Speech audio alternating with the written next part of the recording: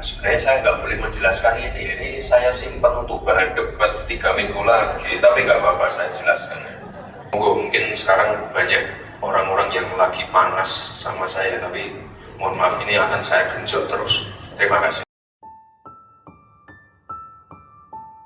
Nah, ini menurut saya sayang sekali di daerah pinggiran ini. Sudah kami catat tadi arahannya Komnas Klaten, mari maju bersama. Ini kita bicara di lingkup Solo dulu ya. Kita pengen, karena Solo ini nggak punya lahan pertanian, kita pengen nanti dari Dispampan, dari Solo Teknopark, dari Brida, coba itu nanti ke depan fokus ke smart farming. Sebenarnya saya nggak boleh menjelaskan ini saya simpan untuk bahan debat 3 minggu lagi, tapi nggak apa-apa saya jelaskan. Bapak Ibu, Solo ini kan tadi saya jelaskan tidak punya lahan, kiri kanan kita punya lahan.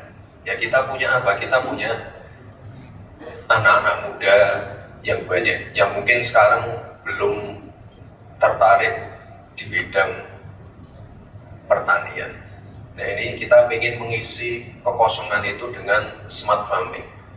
Mungkin kalau yang namanya urban farming dan lain-lain udah ada ya, kita ingin yang hal-hal yang melibatkan banyak anak-anak muda, smart farming. Makanya tadi saya bicara masalah IoT, pengecekan pH tanah,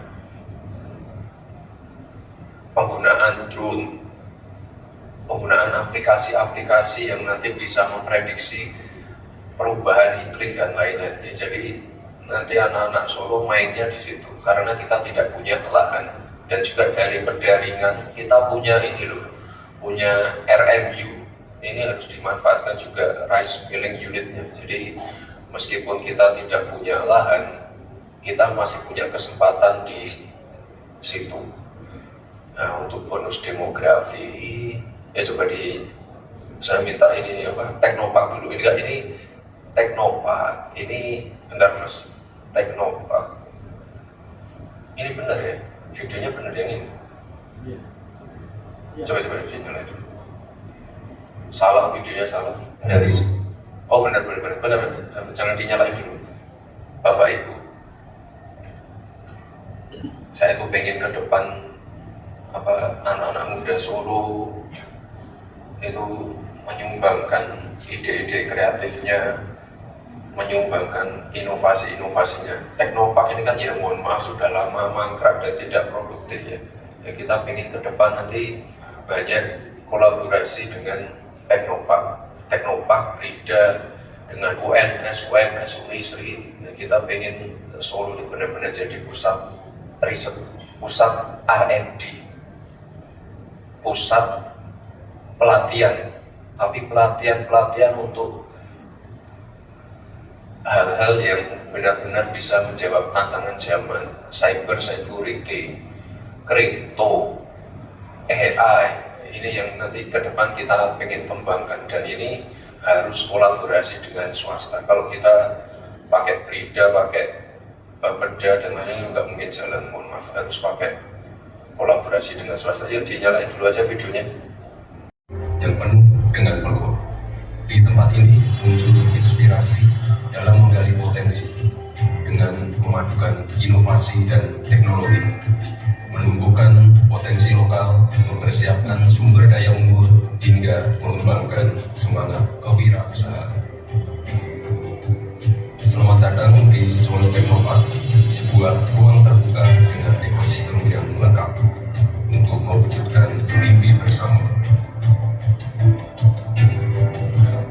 Di tempat inilah kita akan mempersiapkan putra-putra daerah menuju era teknologi, membina mereka melalui kolaborasi bersama dengan entitas-entitas kelas dunia, menyalurkan bakat sekaligus memperkenalkan pentingnya arti kebersamaan. Ini adalah ruang untuk anak-anak muda bisa tumbuh bersama melalui gagasan dan ide, ruang untuk memupuk ide kreatif dalam sebuah ekosistem agar bisa menghasilkan karya yang membanggakan, ruang terbuka yang menggambarkan sebuah kolaborasi dalam membangun generasi. Ya intinya kita nggak pengen, ya meskipun Solo ini nggak punya lahan pertanian, nggak punya sumber air, ya kita harus kembangkan pemikiran kita jadi pusat riset, jadi pusat pelatihan. Itu yang kita pengenkan. Jangan sampai Solo Teknopark ini mangkrak kayak dulu, cuma dijadikan tempat karantina COVID.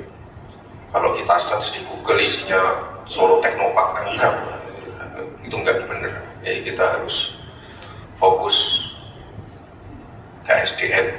Selain Teknopark, kita kan juga sekarang punya sekolah khusus olahraga, itu harus dikembangkan lagi. Kita udah punya Persis Solo, harus kita kembangkan juga Persis Youth-nya. Kita bentar lagi mau memulai lagi proyek yang mangkrak itu yang di Gor Indoor Manahan. Kita lanjutkan lagi pembangunannya. Kita udah beli klub basket biar nanti gornya itu hidup. Kita nanti pengen menyumbangkan anak-anak muda yang punya bakat dalam bidang olahraga, IT. Nah, ini nanti harus ke depan harus dilanjutkan terus. Teknopark tadi masih banyak sekali kekurangannya. Jangan sampai itu nanti berhenti.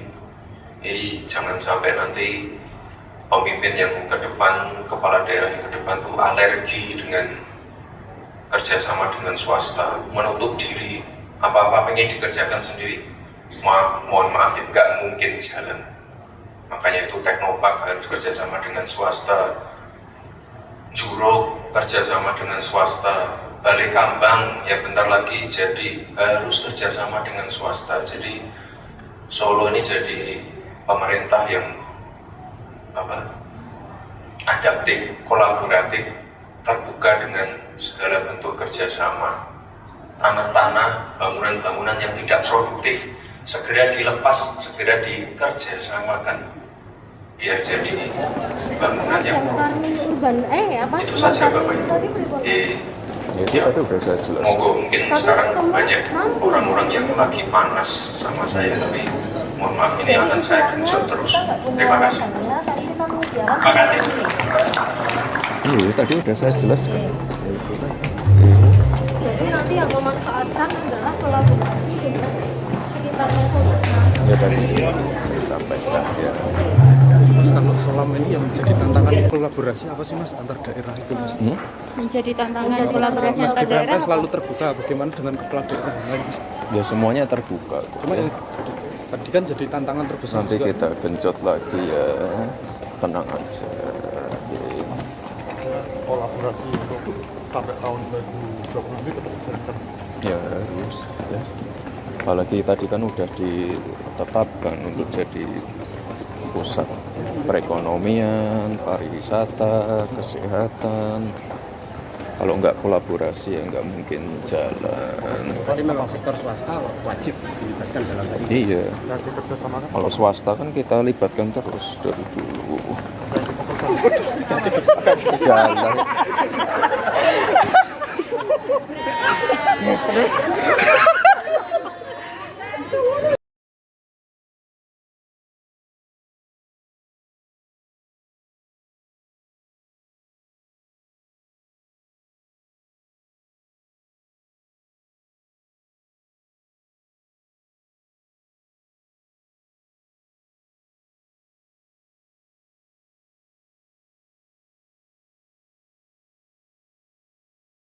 Di 4,69, tahap ketiga 4,27 dan ini juga sangat penting. Kata kuncinya kolaborasi. Kita sudah tidak bisa maju sendiri.